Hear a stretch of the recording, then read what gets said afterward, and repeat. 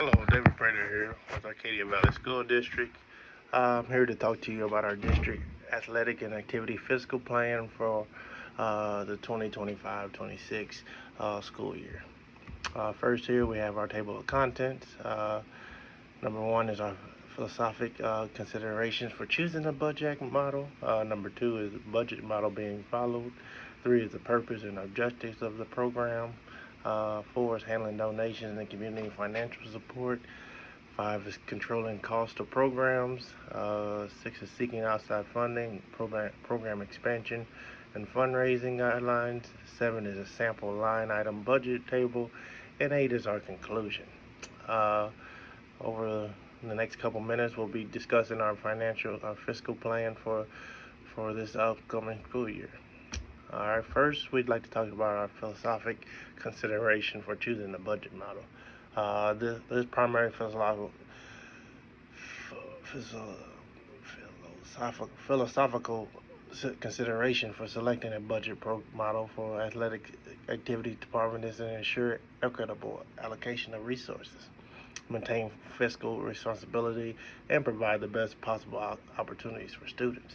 Extracurricular programs serve as an essential component of student development, fostering leadership, teamwork, and community pride. This plan adopts a student first philosophy, ensuring that financial decisions enhance the student experience while maintaining long term sustainability. Transparency and accountability are also central, ensuring that stakeholders, including parents and the community, understand how funds are allocated and spent. I decided to follow the line item budget model with this fiscal plan. Funds are allocated to specific categories like equipment, travel, stipends, and they may not be shifted between categories without administrative approval. So at my school, it goes AD, assistant principal, principal, and then superintendent would be that chain of command.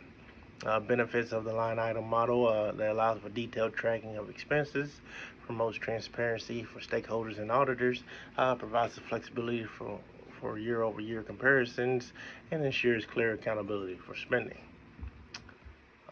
The purpose of our program is to promote leadership, teamwork, and school spirit. It supports physical, social, and emotional well-being, provides equitable access to extracurricular activities for all students, maintain a safe and competitive environment, and it encourages community involvement through events and volunteer opportunities. I've worked at schools that had huge community involvement and mediocre community involvement, and I think the schools that have huge community involvement prosper way more than the schools that don't really use their community. Um, our next topic is the handling of donations and community financial support. All monetary donations are deposited into the official district activity fund, earmarked for specific uses only with board or administrative approval. In-kind donations must meet district safety and quality standards. And then booster club contributions. Booster clubs maintain separate accounts but must provide annual financial reports to the districts so we can all ensure that the funds are transparent and auditable. Here at Arcadia Valley, we currently do not have a booster club, and I believe our sports are seeing the impact of not having a booster club.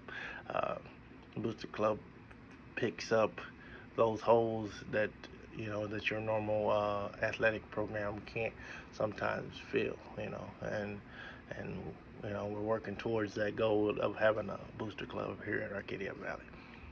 Controlling costs of programs. There's annual evaluations of spending to identify savings. There's bulk purchasing and vendor partnerships for uniforms and supplies. There's equipment and uniform rotation cycles to avoid unnecessary replacements. There's consolidated travel arrangements to minimize costs. And there's shared facilities and scheduling to maximize usage. Seeking outside funding, program expansion, and fundraising guidelines. So outside funding, grants, sponsorships, and partnerships will be sought with additional funding as needed. Only sources that align with district values and policies will be accepted. Program expansion, new programs will be considered when student demand is evident. It's kind of like our assignment that we had to work with making a new program for our school. Sufficient staffing and facilities are available, and then funding can be secured without diminishing existing programs. You know, we have to consider all those three things when we're adding a new program to our school. Fundraising: the principal or athletic director must approve all student-led fundraisers. Fundraisers must be inclusive and equitable, and funds raised are deposited directly into the school's activity account. So keep that audited and transparent. Here on line 7 is our sample line item budget table. As you see here,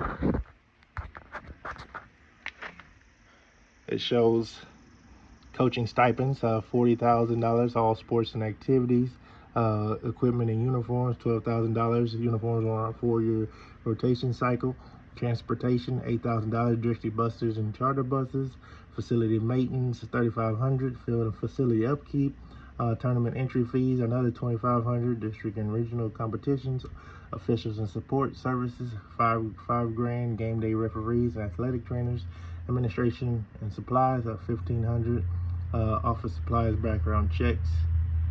Total budgeted items expenses is $72,500. Expected district allocation is $50,000 based on previous district budgets. Estimated donations is $10,000. Booster Club, local sponsors, fundraisers. Participant fees is $8,000. Set at equitable levels, and then other revenues is another $4,500. So when we put all that together, it's a total revenue of $72,500. As you can see here, with this fiscal plan, it provides a sustainable financial framework for the athletics and activities department through transparent practices, reasonable spending, and equitable allocation of resources. The program will continue to support student growth and community engagement, and hopefully we can fill all the holes and all the voids that needed in our athletics program with this fiscal plan. Thank you for your time.